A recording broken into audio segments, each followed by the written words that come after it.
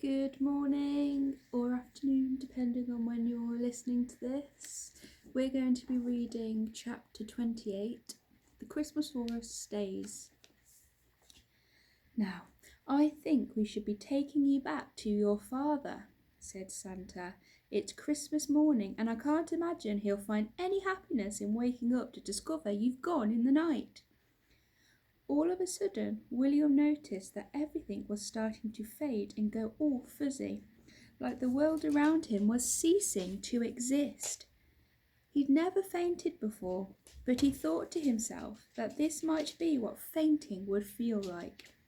The magical place in which he was sitting was getting fainter and fainter, and suddenly he could see distant snowfields and mountains where the wonderful buildings had been.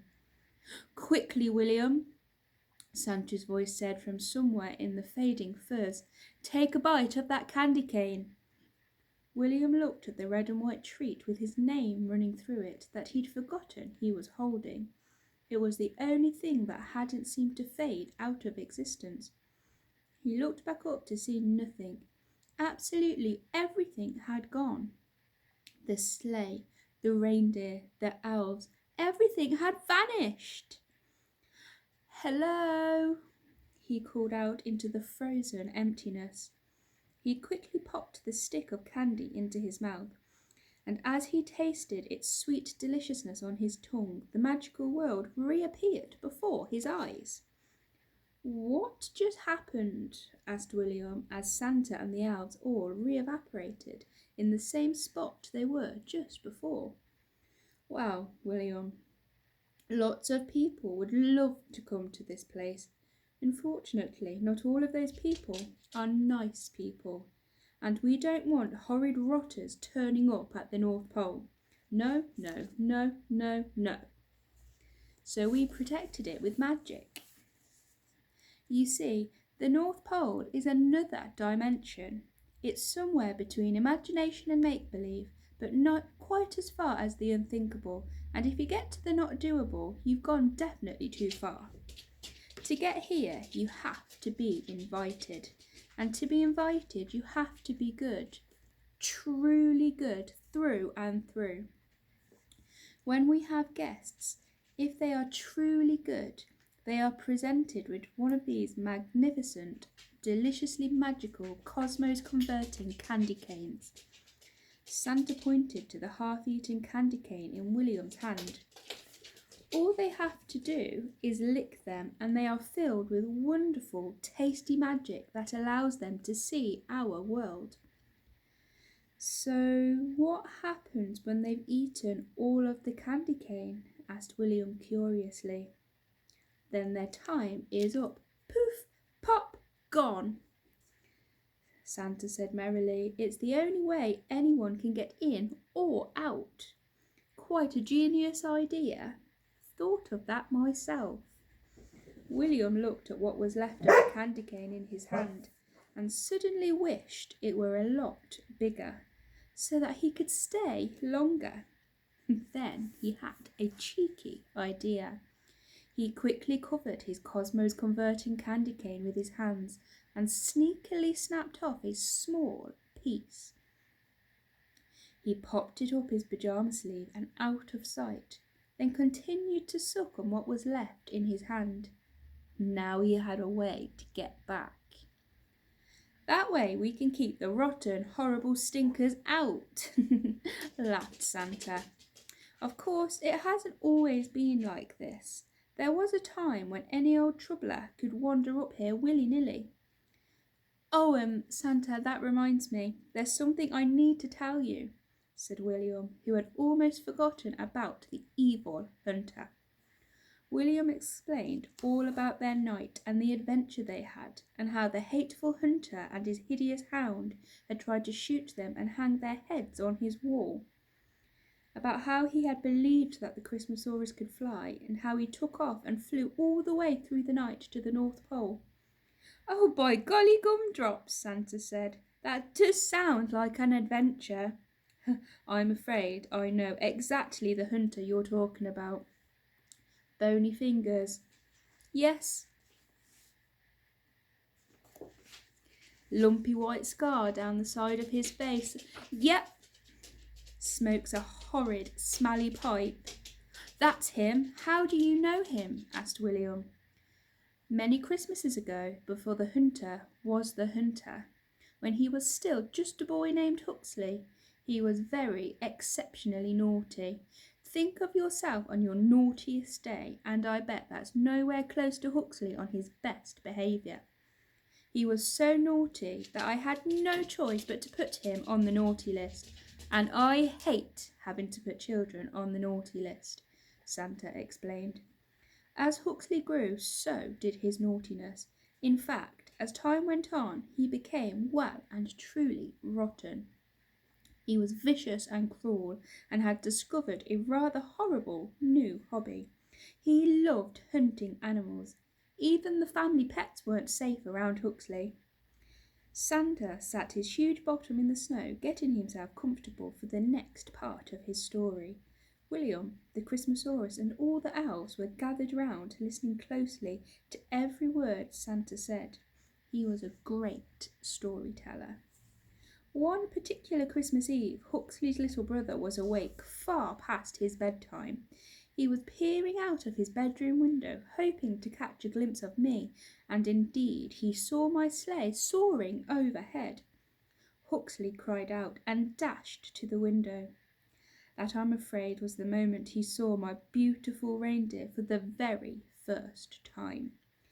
Oh, if only I had known, I would have taken a detour.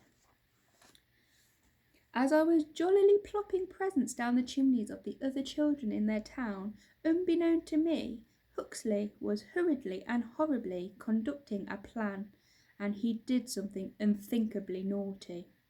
He persuaded his little brother to join him. As fast as they could, they scurried up the drain pipe and concealed themselves in the shadows of their rooftop before I arrived.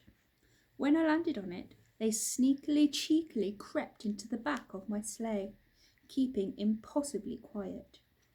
I was so full of Christmas jolliness, I totally missed them, Santa said, shaking his head.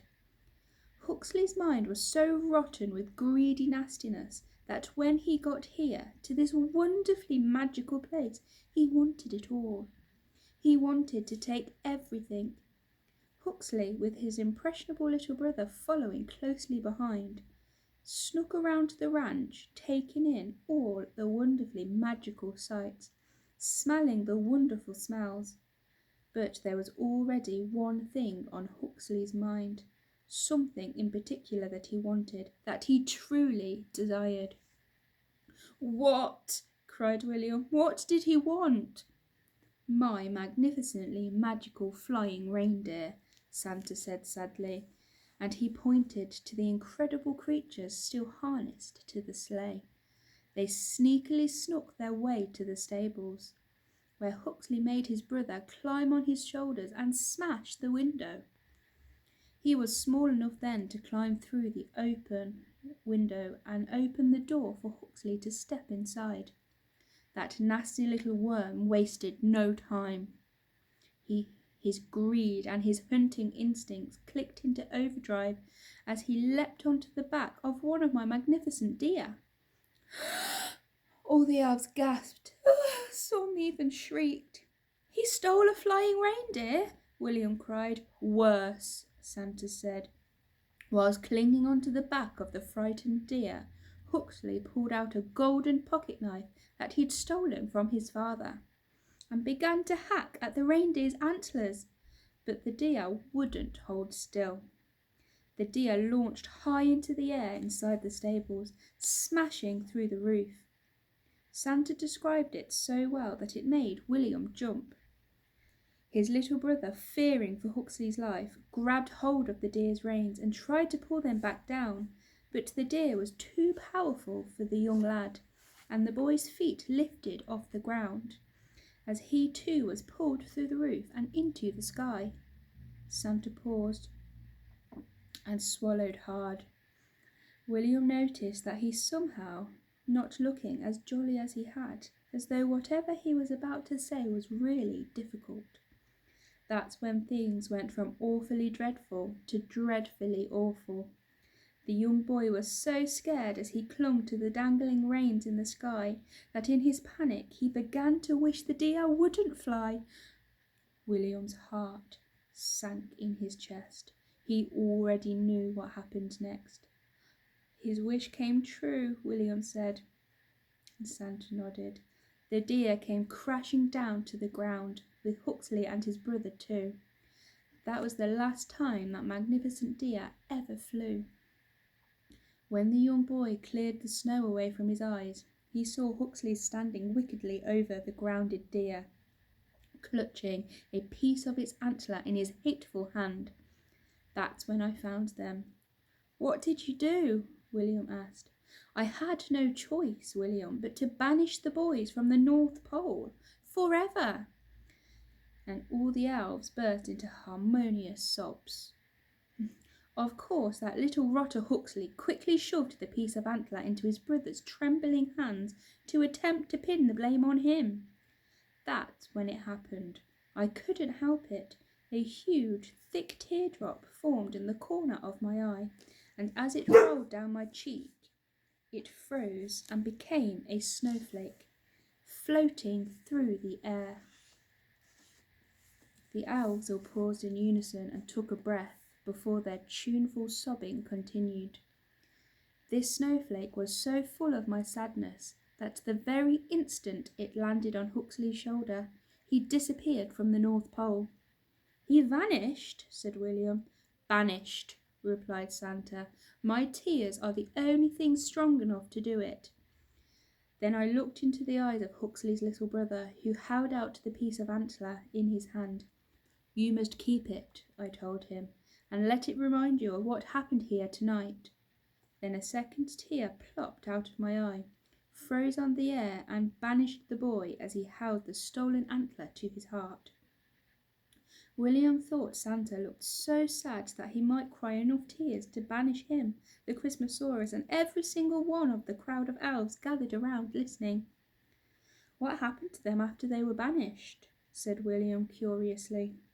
Santa looked into William's eyes again, and William got the funny feeling that Santa was thinking carefully about what he was saying. Well, Huxley became the repulsive, evil, maliciously rotten skinbag you met tonight. Unfortunately, seeing my magnificent deer up close only fueled his obsession for rare animals and trophies. He's been trying to nab one of my flying reindeer every year since, but he never gets close to one. Well, he got pretty close to nabbing a flying dinosaur tonight, William said. That reminds me, said Santa, and he turned and faced the Christmasaurus. My dear little dinosaur, what the jingle were you doing in this young boy's house? The Christmasaurus looked ashamed. He stood and walked round to the back of William's wheelchair and pulled something large out from underneath the seat with his mouth. It was stuffy, its head peeking out of the wrapping paper. Oh, I don't believe my bogglers you went all the way to get another look at this stuffed toy. You are a dongle-brained Wollychops dinosaur, aren't you? You could have been lost forever. It's not safe for you down there, said Santa.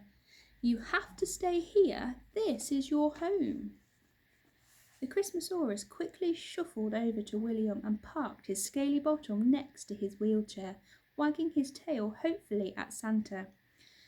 Oh, but Santa, can't the Christmasaurus stay with me? I promised to look after him, pleaded William. I'm not mean and awful like that hunter. I know you're not, William. You are a good, kind boy with a kind, good heart. But there are some nasty people out there, William. Nasty people like the hunter who would love to nab themselves a Christmasaurus. Up here with us is the only place he is safe. The only place that evil rotter can't find him. But I know all about dinosaurs, and dinosaurs don't come from the North Pole, said William, desperate for the Christmasaurus to come home with him.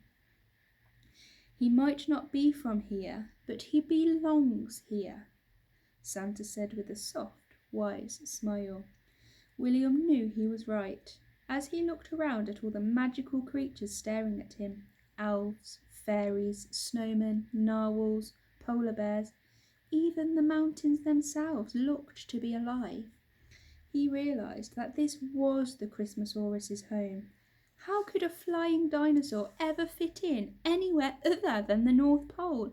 It was the perfect place for him. The Christmasaurus knew it too. He wished he could see William every day, but he loved the North Pole with all his heart, and he could never leave. William and the Christmasaurus looked each other in the eye.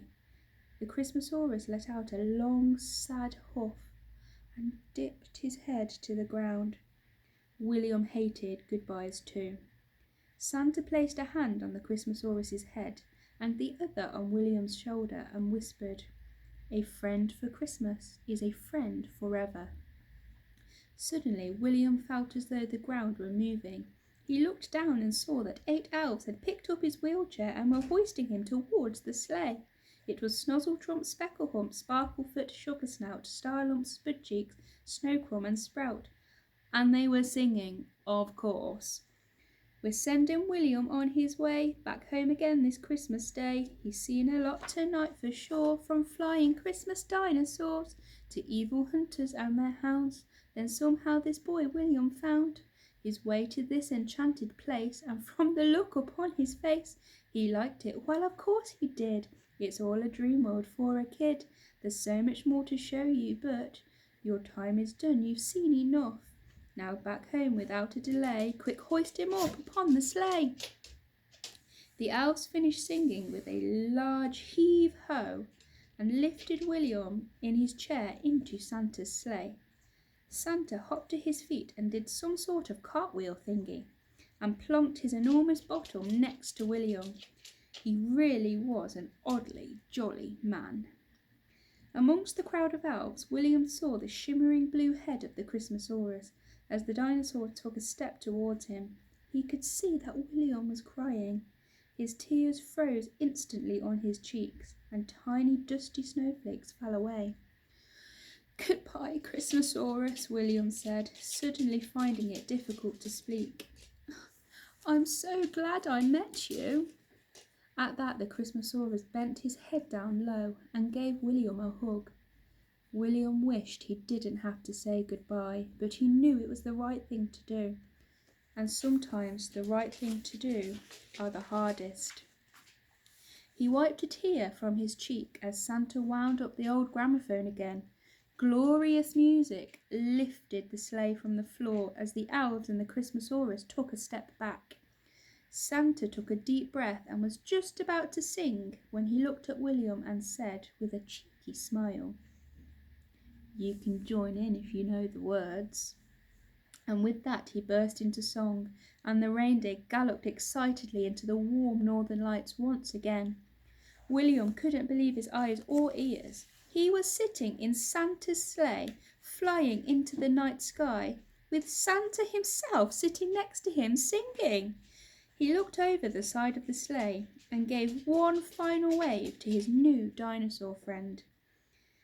And just before the magical effects of the candy cane wore off, he noticed a lone reindeer below, standing gracefully on the roof of the snow, with a piece of its left antler missing. William watched as the reindeer clopped towards the grand chimney breast that puffed glittery smoke into the air. It raised a golden glowing hoof and gently dipped it into the smoke, and at the slightest touch of the golden glow, spread like warm magic up through the clouds, transforming them from billows of smoke into thick shafts of coloured lights dancing through the sky. William watched as the wonderful world below faded into nothing, and wondered if perhaps that deer too had found its true desire in the northern lights. Oh, he hoped so.